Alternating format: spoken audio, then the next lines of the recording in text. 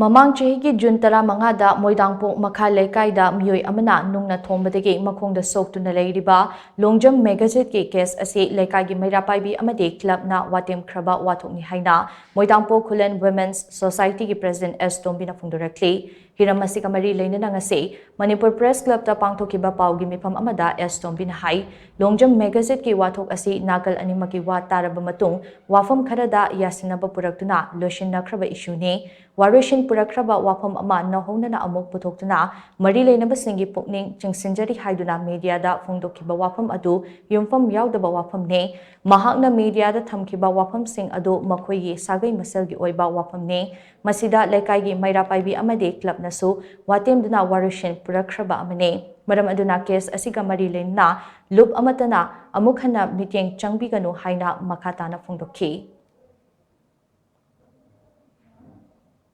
Mapandog ni Masanupa, Mabung na Mati Puro, Pusangra, Matong na Mati Manang, Kusina Tolaga, in a higher carrying over by Mahajana,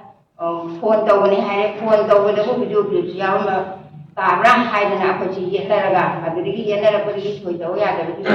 the Meira Paibi in the city watch, a potential and revolution never ever.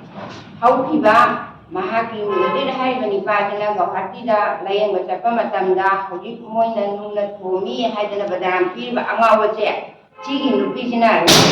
Ama, Lupalishin Kundrada, Mabando, Tamaga, even is a historic hide. I don't want them at all when a day and what one a day, Ivamatan, one Matani. We love me, how more than Nung Thombadagi had enough, Ivamatani, motion and Nimonatane.